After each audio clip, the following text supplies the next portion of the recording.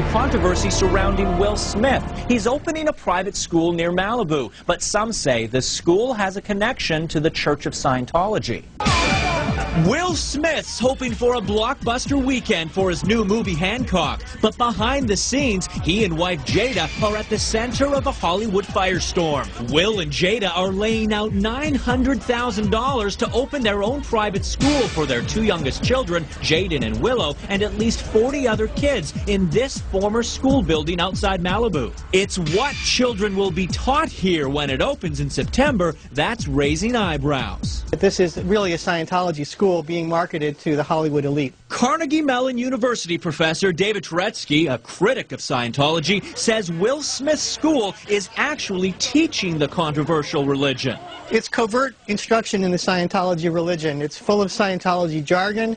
The school, known as the New Village Academy, admits using a teaching method called study technology, invented by Scientology founder L. Ron Hubbard. These school textbooks, with titles like Basic Study Manual, are based on the writings of L. Ron Hubbard. This is pure Scientology. It is the Scientology religion distilled down for children. Will Smith and Jada say they're not Scientologists, although Will and leading Scientologist Tom Cruise are close friends. Tom's adopted son, Connor, even plays a young Will Smith in an upcoming movie. The school acknowledges some teachers are Scientologists, but say they won't be teaching Scientology. The school principal told the LA Times, "We are a secular school. Staff do not promote their own religions at school or pass on the beliefs of their particular faith to children." What should Will Smith and Jada Pinkett Smith do?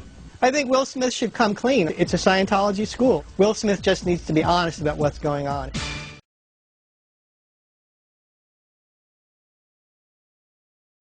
So what's David Icke doing on TV? We have a lot of different producers. You just get tired of the real meat and potatoes, the real issues. So he's gone for all the ridiculous Hollywood stuff of David Icke and the blood-drinking lizard people. So what does David Icke do? He talks about the Federal Reserve, the Bank of England, these global elitists, these power structures, all real, all true, all demonstrated by bills and executive orders and prime ministers and premiers and presidents. All real meat and potatoes, something you can bite into, something that is easily demonstratable. And then you got David Icke at the end of all this. He says, by the way, they're blood-drinking lizards. Blood, Al Gore needs blood to drink. So does Prince Philip. I mean, it's asinine. And it's being picked up by people, and so it discredits all of the reality people are talking about. And that's the problem with David Icke. He's got a good line to a point, and then he discredits it all. It's like a turd in the punch bowl. That's his job. He's got this nice big thing, you know, this nice fruit punch, nice ice cubes floating around in it, you know, and then he takes a big dump right in the middle of it, and no one's going to drink out of that punch bowl. But is he in league with them to do that? I think he knows what he has to do in a controlled world to get away with what he's doing and be given attention. And he's either a smart opportunist con man, or he's completely insane, or he's working for them directly. But I tend to think he's just a con man who understands how things works and is just a real opportunist. I said I would get into an example of mass mind control. I meant to write an article about this, but I've just been too busy lately. H.G. Wells, we have his book. You can read it for free. It's an e-book. On prisonplanet.com. He wrote a 1937 book called The New World Order, and he was a futurist for the Crown, a known Fabian socialist, and hooked him with Cecil Rhodes.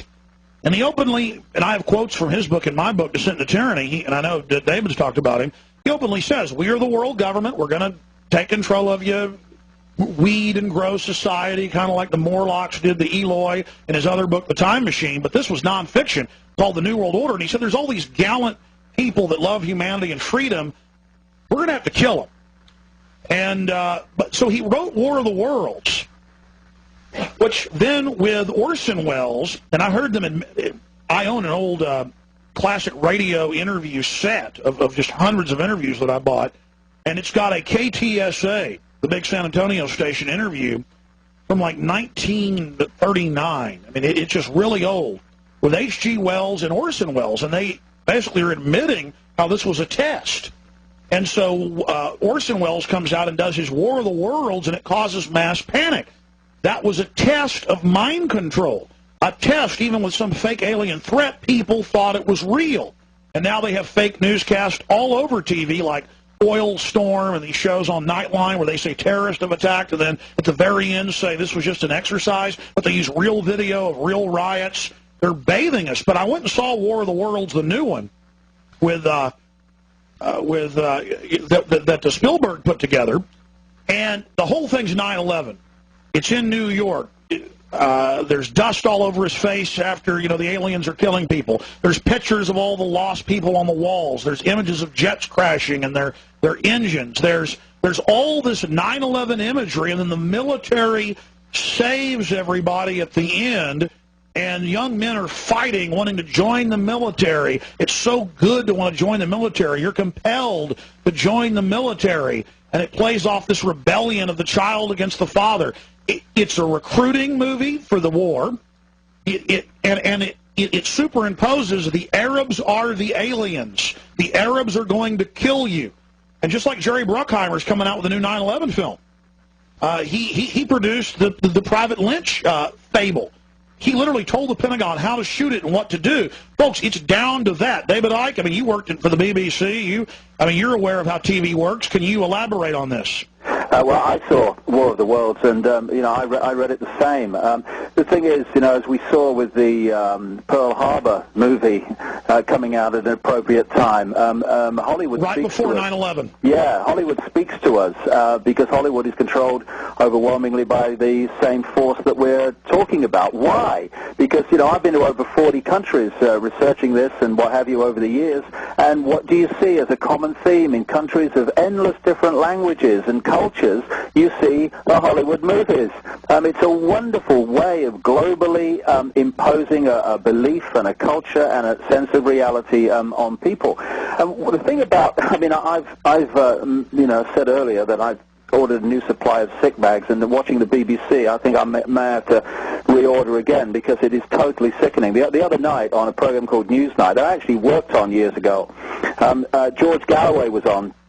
And he was the one voice who was putting in the mainstream media an alternative view, not as alternative as ours, no, but an alternative view of the responsibility for this outrage in London. And his treatment by the interviewer called Gavin Esler was an absolute disgrace. He was treated like he'd planted the bomb almost, with total distaste and lack of dignity. David, did you know that George Galloway a month ago was on this show? And yeah, I read that, yeah. He said, barring the government staging an attack, they won't be able to go into Iran. We got Galloway saying that. Exactly. Well, George Galloway, he's not got the whole picture, but he's got, for a politician, a hell of a great big chunk of the picture, because most politicians are in the same prison as journalists. I've been watching this afternoon, Alex, on the British television, in the Houses of Parliament, Blair making a statement to the politicians and the two opposition party leaders making their reaction. It's just pathetic. It's like WWF wrestling, as you mentioned, but the example here is within an hour or two of the bombings, they had images of Al-Qaeda training tapes charging you. See, the predator is coming to get you. This is just classic mind control. Yeah, I had a reader of my website email me and say that because she became aware of this and how they work, when the bombings went off, she listened to the BBC just to time how long it was before Al-Qaeda got a mention after the announcement these were not an electrical surge, these were bombs. And let me guess, 45 seconds. It was a tiny time. It was a matter of a few minutes. And you have a situation where the media is as mind-controlled as the population, because what the media does, and has always done...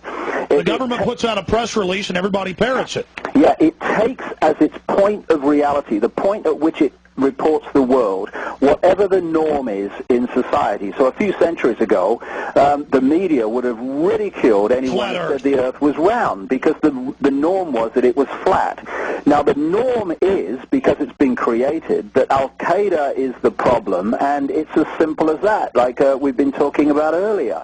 So every time one of these events happens, the mainstream media, although at the top of the pyramid pyramid, it is controlled and the output dictated. Lower down these pyramids in the media. They're self-enforcing in their own boxes. They're self-enforcing, and they're what my friend of mine calls repeaters. They just repeat, and they call it news.